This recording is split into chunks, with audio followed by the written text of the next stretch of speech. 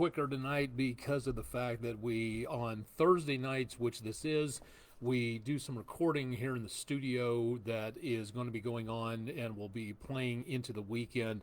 So we've got to kind of do this a little bit earlier. So as of right now, quarter till 10, want to make certain that we're on actually at the time that we say that we are. I know that we've kind of gotten off to kind of a rough start on Twitch TV, and thanks for everybody for dropping by, paying attention, signing up for updates, things like that. But we have to kind of get started. We kind of get started a little bit later here because of the fact that some things crop up from time to time. Most of the time, it's not the webcam here having issues connecting, handshaking for whatever reason, and of course making certain that the microphones that we use are also working so we don't sound like we're talking out of a coffee can at some point. So this is what we're on about for tonight. This is Weather Overtime. It's our online video weather blog from downtown Chattanooga. I'm Chief Meteorologist Austen Onek from the WDEF News 12 studios. And this will be a little bit shorter tonight because of the fact that we have, again, those recordings coming up at about 10 o'clock. We kind of run this schedule that we do from time to time, and you have to kind of dovetail your recordings with other stuff that are going on. Andrew Harrison will be in here in just a little bit to take a look and see what's going on. Let's take a look at the almanac page. 50 degrees was our high, normal near 60 degrees, so way below on that. 35 the temperature this morning, 39 the regular low temperature, 25 degrees below our record high, and 11 degrees, a record that hasn't been broken since 1884. And officially, we did not wind up with any rainfall for today. We're still behind for both the month and for the year, so we are, again, not doing too bad out there for now. It is going to be a chilly day tomorrow at the bus stop as we look again for some chances of rainfall coming on through all the way through the day. So going to and coming home from school, you are going to have the potential of rainfall out there. That also includes, again, with doing anything outdoors. There is going to be a chilly day coming up. It'll be occasionally breezy, but nowhere near the breeze that we saw a couple of days ago. And there could be some patchy, dense fog out there at various points in time. So keep that in mind if you have any outdoor plans for that. Likewise, going out on the golf course, we will see some fairly raw conditions, especially early on, and that is where we also see the chances of showers going through the afternoon. So tomorrow, maybe a nice golf video game would be a better idea, just to be on the safe side there. Island Cove Marina and Resort on the EPB Fiber Optics WeatherCam network. Temperatures have fallen a little bit back into the mid to upper 40s. And winds have dropped down a little bit, so we don't have too much of a wind chill, but it is definitely noticeable out there. And we'll continue to see the potential for some fairly chilly conditions into tomorrow, but not really looking too bad. We did have, again, some areas of light showers drifting through the area, random raindrops basically, but there's more moisture on the way. And as this next storm system comes in from the southwest, we'll be looking for even more precipitation heading our way. It doesn't look like much right now. Again, the area of low pressure we're looking at has finally formed off the northwest coast, and that is going to continue to make its way our direction as we go into the next day or so, kind of going up and across portions of the southeastern United States. Looking all the way back to the west, latest storm system has rolled on shore, and with a reinforcing shot of energy coming in from off the Pacific Northwest. This is important. We want to make certain everybody's paying attention to this, because in the next 24 to 48, even 72 hours, this portion of the country, anything west of Denver, is going to be seeing some pretty ugly travel conditions out here. So for the western Colorado Rockies, all the way through the Great Basin, all the way up into the Pacific Northwest, there's going to be several inches worth of snow out here, including about 12 to 18 in the magenta shaded areas. But right here into portions of the Sierras, this area, according to the National Weather Service in Sacramento, is already getting snow out this direction and could see 3 to 5, maybe as much as 6 feet in some areas. So we're looking at some very snowy conditions, not to mention the fact winds and rain in the lower altitude. So again, if you're traveling west of, say, Albuquerque, Denver, Casper, Billings, in that area, that is where we're going to be seeing some pretty ugly travel conditions as we go into the next couple of days. Ski resorts should love it, but the rest of everybody, not a guarantee on that. So overnight, more chances of showers. Could be, again, some scattered sprinkles overnight into tomorrow morning. By tomorrow afternoon, by the time the storm system gears up and heads our way, I would not be surprised to see a rumble of thunder. National Weather Service showing the potential of maybe some patchy, dense fog by mid to late morning. And then into around Friday, we see the potential of more scattered showers lingering as we get into early Saturday morning.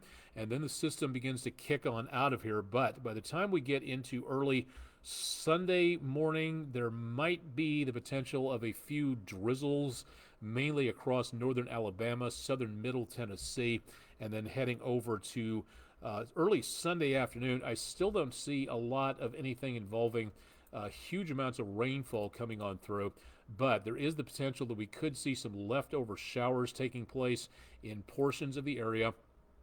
And even the National Weather Service is not really showing much of a chance here. This could be the computer with very dry air just showing the potential of maybe some chances of rainfall out across portions of the area. But again, this does not appear to be too much of anything for anybody at this time. But as we go into late Monday, that's where we start to see even more chances of rain coming this direction. And that is where we could see the beginning of a very wet week coming up with more chances of rainfall out there, and that could be a problem for outdoor activities. So keep in mind that much if you're heading out the door into next week. That could be a bit of a problem. Let's take a look at the 7-day forecast, and this is where we see the temperatures chilly into the early portions of Friday. Again, maybe a rumble of thunder, but not really all that much. And then lower 60s to lower 70s as we go through the weekend, but we should be just cloudy skies out there. And then through the rest of the next several days after that, upper 60s to lower 70s, and plenty of chances of rain from Monday onwards, probably through next Friday from what it looks like, and a rumble of thunder or two possible. But here's the good news. The Storm Prediction Center is not showing anything in the way of severe weather all the way through next week. Hopefully it stays that way, but unfortunately that is something that we really kind of need to keep an eye on at this point in time. So keep it tuned to News 12, and we'll keep you updated on what we may be looking at in the course of the next several days. So for right now, not doing too bad, but it is something that for this time of the year we need to keep an eye on. This is the evening, the last evening of meteorological winter. Meteorological summer begins tomorrow on Friday, and the astronomical seasons are different than the meteorological seasons. When you're talking about an astronomical season from, say, like we're going through now, winter into springtime, that usually happens at what's called the equinox. So that is an astronomical based on the position of the sun in the sky and how much daylight we get. That is where we are heading from right now, from winter into springtime, but that'll occur on March 19th. And that is where we need to watch out again for the changes taking place. But here's the interesting thing for right now, to where, again, this includes the changeover. Right now, again, meteorological winter starts again in March, on March the 1st. That includes the changeover from astronomical winter to astronomical spring. So what's the difference in keeping track of something like that? That is, again, something that we watch that includes data about the changeover. It's climatological, it's data driven, to where we can take a look and see what the changes are as the seasons take place, rather than dividing them up between the seasons themselves. So there's reasons for doing this.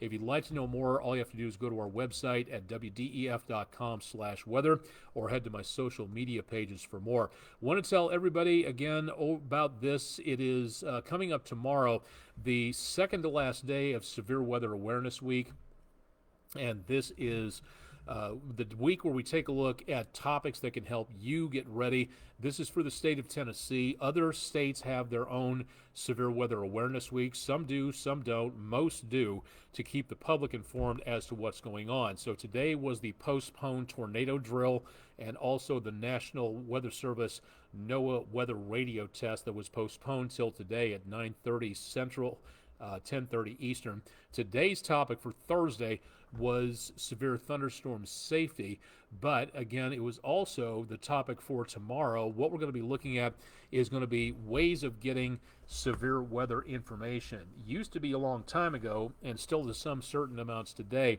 I know people who would say, I'll just wait for the tornado sirens to go off. You really can't do that anymore. It's not safe. You need to have certain ways of being able to get opportunities on there. You need to be able to get wireless alerts on your cell phone, which are very easy to sign up for or to make certain that you're getting. You also have weather apps that will alert you. You can go to mobile.weather.gov. You have texting and email messaging services through social media, although I would get information from TV, radio, or National Weather Service radio first, rather than waiting for having to refresh your browser all the time. And again, from your family and friends, if you have anybody out there who's willing to stand by and send you information, that's great. But if you just have one way of getting severe weather, might not be the best idea. So having multiple ways to receive severe weather information, that's one of the best things you can do, and that is the topic for Tennessee's Severe Weather Awareness Week coming up tomorrow, Friday. Again, more information and the link for more details on Severe Weather Awareness Week, wdef.com/weather. That'll be able to help you out on that. Sounds like we're getting some footsteps in the studio. Mr. Harrison is here, so I'll be wrapping up here in just a second as we get close to the top of the hour. I think that's pretty much it for everything that we've got at this time. That's the forecast. And again, we're doing things a little bit earlier for tonight so that we can get these recordings taken care of. Weather poll question of the day. If you haven't seen this before, go to wdef.com/vote now. Location of the highest atmospheric pressure ever recorded on Earth: Dead Sea in Israel, Mojave Desert in California, Eastern Siberia in Russia, or the South Pole in Antarctica. 56% of you chose the correct answer, which is Eastern Siberia in Russia. We have a brand new sponsor for the weather poll that'll be starting up tomorrow, so make certain you tune in for more on that. And I'd be glad to have you aboard excuse me, for all that. I think that should pretty much do it for this evening. We're going to go ahead and wrap up so we can get some recording done here in the studio for tonight. I'll have more coming up on News 12 at 11 with Mr. Harrison and Mr. Nyman on sports. And, of course, Chip will have your forecast bright and early tomorrow morning at 5 a.m., so stay tuned for more there. Live and direct from downtown Chattanooga, Tennessee at the News 12 studios, I'm Chief Meteorologist Austen Onek. Stay tuned for much more with News 12 on air and online, and we'll see you again coming up Friday evening.